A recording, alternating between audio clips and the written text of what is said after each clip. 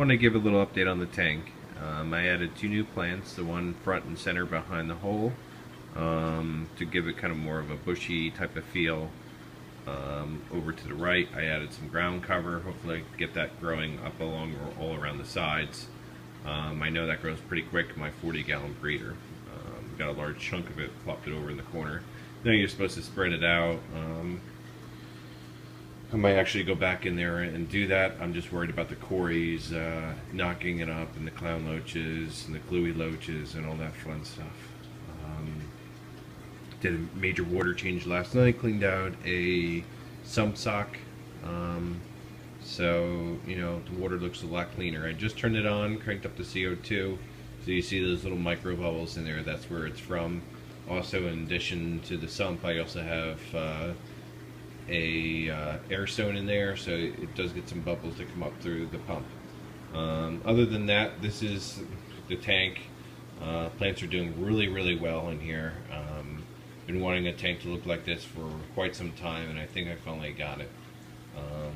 Now I just need to hopefully let this grow and keep growing out. I mean, the crypts over here I got from Alex, they're blowing up pretty well. The Nubis over on the bottom front needs to get trimmed back, I think, a little bit on some of the older leaves. And I haven't seen this guy in a long time. This is one of the baby Chloe loaches, and he just ran off, which, sorry. I haven't seen these guys in a while. Oh, there he is over there to the right.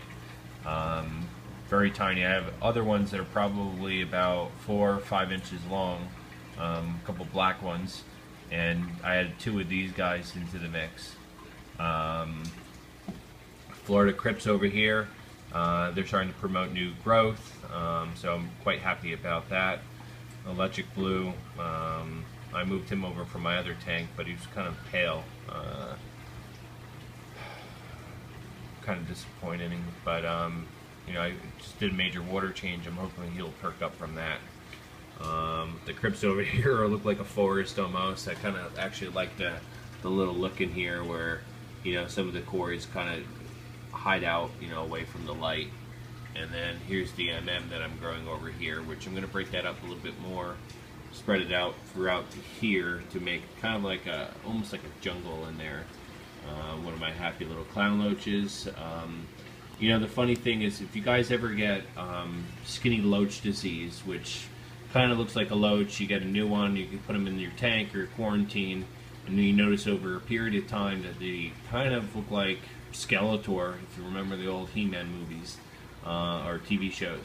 It just goes really skinny. It looks like a bag of, you know, bones with little fish stuff. So I got some Leventhal, which is horse dewormer, which I also use for cancer patients.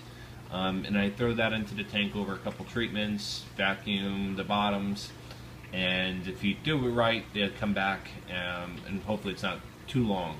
So what ends up happening is they crap out the worm, it goes down to the bottom, you vacuum it up, and if you do it quite enough, and you know, you pretty much kill off the worm from affecting any of your fish. Here are some of the new angels I added in here. I got from Absolutely Fish. This is their in-house bred one. He's the dominant fish in the tank. The other ones kind of hide around. There's my Roseline Shark, which he's pretty much the king of the mid-surface range. He bothers the rams, and that's pretty much the only ones that he kind of goes after. And then I got a couple of fish a while ago to get some cardinals in here.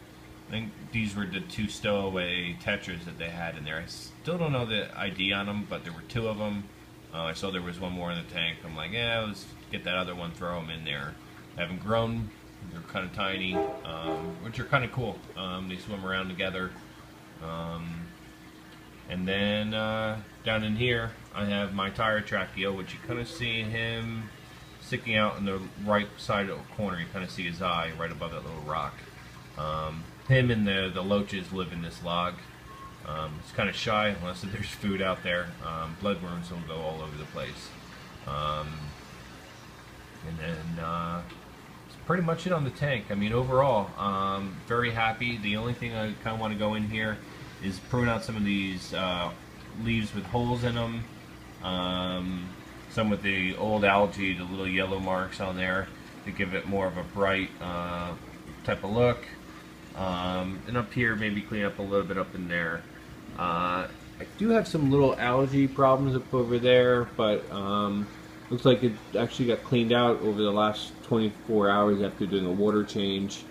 There's my little cute fluey loach. I like these ones better than the black ones. I like the coloration on them a little bit more. Let's see what else I have.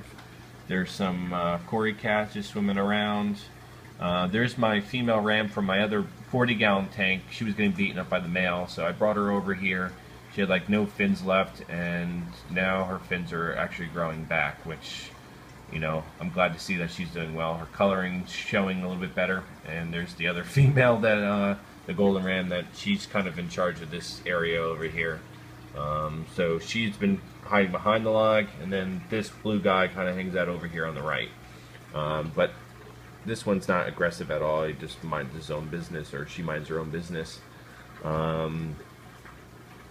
And then over here, I got some clown loaches hiding behind the wood now. I added this piece from my 40-gallon breeder just to throw that over there, give the clown loaches and other fish another place to hide, especially if in here gets a little crowded. And other than that, that's it. Pretty much the new update. And oh, which I've been meaning to show you guys, the sump down here. So I got the intake coming in from the upper left, and then it comes down. I have the biomedia with air stones in there, with those bio balls, which goes through a coarse sponge down into another chamber where I have an UV sterilizer in there. It runs at nighttime with an air stone, and then it goes back up to the return pipe. I do have my CO2 in a canister tank with an up atomizer in there, and that's where I push CO2 into the tank. Yeah, if you guys have any questions, comments, let me know. Alright, talk to you later.